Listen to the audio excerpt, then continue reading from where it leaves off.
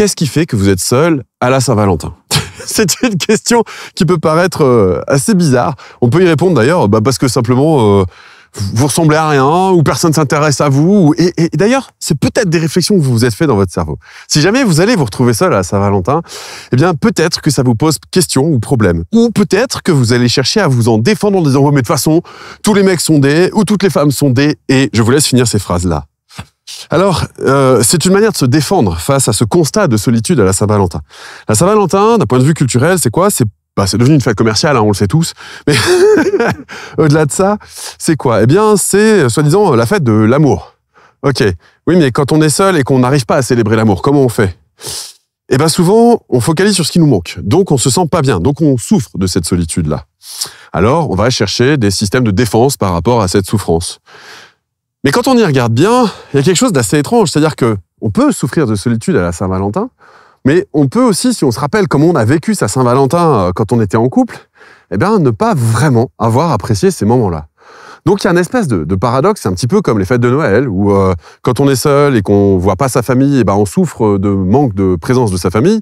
Mais quand on se rappelle à quel point les ambiances familiales étaient fortement lourdes, pour pas dire pesantes, et ben finalement on n'est pas plus mal tout seul. Mais pour autant, on a quelque chose en nous qui le vit mal. Alors, qu'est-ce qui fait qu'on le vit mal?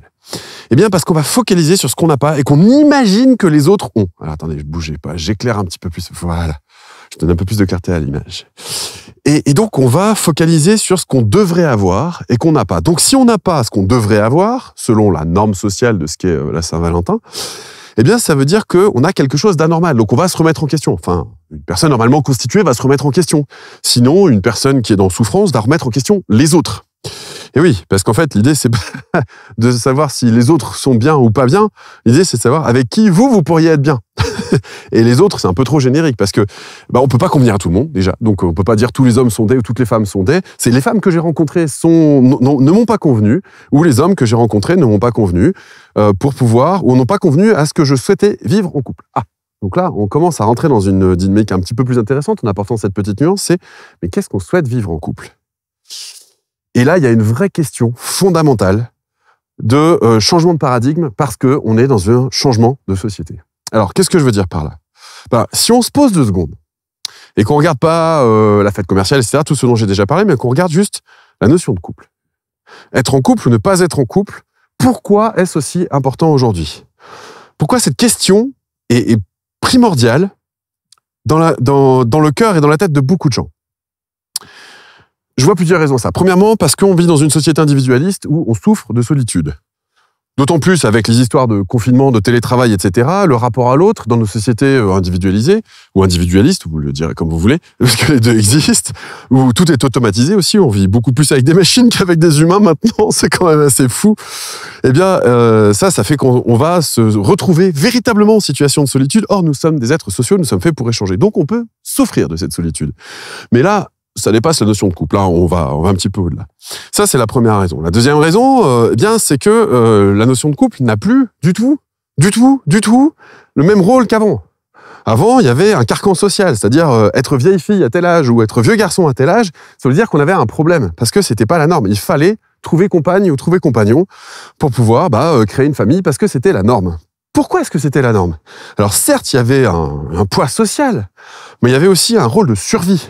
C'est-à-dire que vivre seul, c'était trop compliqué. Si on repense, je sais pas, à l'époque où il fallait se débrouiller un petit peu tout seul, répartir les. Alors moi, je sais que j'ai eu des exemples dans ma famille comme ça de personnes d'artisans par exemple où monsieur était tout le temps sur les chantiers et madame s'occupait de la comptabilité, d'envoyer les devis, de ce genre de choses là parce que il fallait être 2 et on n'a pas le don d'ubiquité et quand il faut travailler super dur pour suivre, c'est compliqué.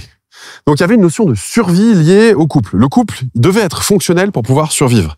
Et non seulement pour pouvoir survivre à titre personnel, mais aussi pour pouvoir survivre en termes de gamètes, quelque part. Et donc, c'est un des autres aspects importants du couple, c'est la notion de reproduction. Alors, la reproduction, on le voit, ça joue énormément sur la survie, mais pas la survie personnelle, mais la survie de l'espèce. Et oui, si on peut pas se reproduire, eh bien, non seulement l'espèce, mais la culture aussi de notre civilisation, de notre ethnie, eh bien, tend à s'estomper. Donc on va prolonger non seulement ses gènes, mais aussi sa culture à travers le fait d'avoir des enfants. Et on a une programmation inconsciente incroyablement forte, mais qui nous dépasse, qui dépasse la morale, qui dépasse la bien-pensance, qui dépasse tout ce que vous pouvez imaginer, qui est de se poser la question de sélectionner le ou la partenaire la plus adéquate pour avoir la reproduction optimale. À partir de là, sont nés les stéréotypes, les hommes alpha, les femmes désirables, etc. Bon, bref, peu importe. On va pas rentrer dans ces considérations-là. On va digresser un petit peu trop loin. Donc, l'idée, c'est de se dire, ok, le couple aujourd'hui n'a pas le même rôle qu'avant. On n'a plus besoin du couple pour survivre, a priori. Ok, bon, mais pourquoi est-ce qu'on souffre d'être seul alors puisqu'on n'a plus besoin du couple aujourd'hui? Après tout, pourquoi pas? Parce que je pense, en tout cas c'est mon point de vue personnel, vous me direz dans les commentaires d'ailleurs si vous partagez ça ou pas, cette société individualiste n'est pas un problème en tant que tel.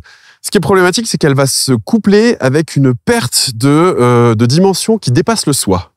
C'est-à-dire que on est dans une situation où on a une perte de dimension spirituelle.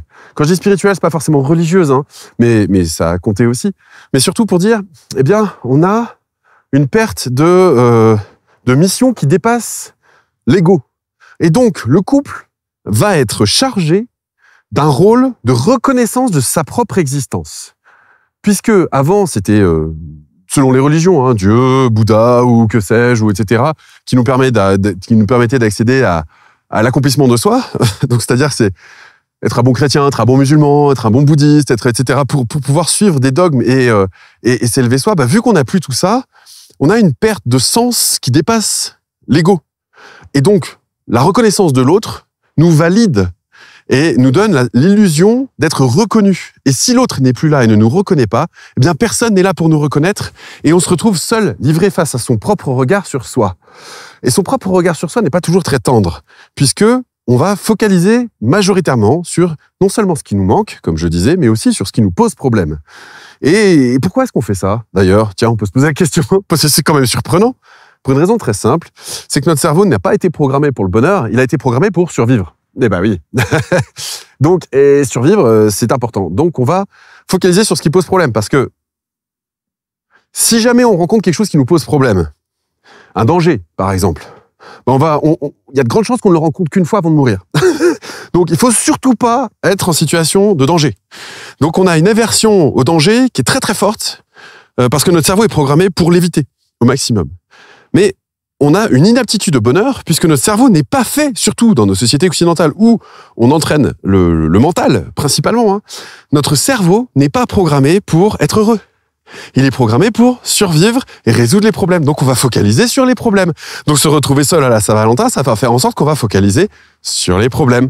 Et donc, sur le fait d'être seul à la Saint-Valentin, parce que on perd cette dimension existentielle qu'on a dans une mission spirituelle. D'ailleurs, il y a certaines religions qui prônent le célibat. Pas toutes, et tant mieux, parce que j'aime bien la diversité, pas parce qu'il y en a une qui a raison par rapport à l'autre. Et à partir de là, qu'est-ce qui va se passer? Il va se passer qu'on va, comme je le disais, charger le couple d'une mission qui n'a rien à voir avec le rôle véritable d'un couple. C'est-à-dire, l'autre n'est pas là pour vous valider, l'autre est là pour vivre une aventure avec vous. Alors, quand on est seul et qu'on vit pas l'aventure, c'est qu'on se dit, mais j'ai pas trouvé chaussure à mon pied, ou alors il y a que des relations toxiques, ou alors on vit dans une société pervertie, etc. Si vous vous posez ce genre de questions et que vous souffrez de solitude et que vous avez envie de passer une Saint-Valentin en réfléchissant sur les paradigmes de couple, sur tous ces concepts-là, si cette approche vous parle, cette approche un petit peu, cette approche un petit peu systémique, un petit peu en prenant du recul et pas forcément en disant les hommes sont méchants ou les femmes sont méchantes, parce que ça, une fois qu'on l'a fait une fois. On a vite fait le tour et puis on s'ennuie un peu. Donc, puis ça fait pas vraiment avancer surtout.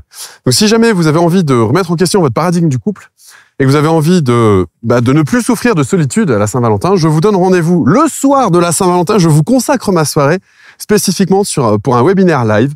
Le lien d'inscription est autour de cette vidéo. Et ce webinaire est 100% gratuit. C'est juste parce que c'est mon métier depuis 7 ans maintenant d'accompagner les gens sur l'autonomie affective. Et l'autonomie ne veut pas dire l'indépendance. Attention, ça veut dire être capable d'être en relation avec l'autre de façon autonome et saine.